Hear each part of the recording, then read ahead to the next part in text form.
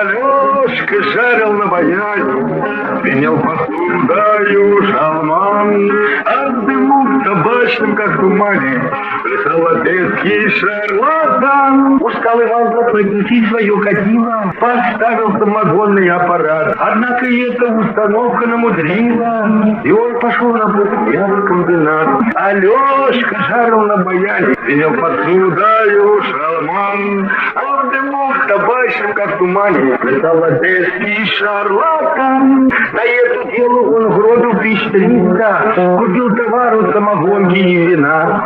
К себе позвал Алешу своих гармонистов, и даже Машка с гитарой пришла. Алешка жарил на баяне, пенел посудою шалман, а в дыму табачном, как в тумане, плясал одесский шарлатан. Как главный штымп он занял место у прилавка и заправлял немало очень вкусных блюд.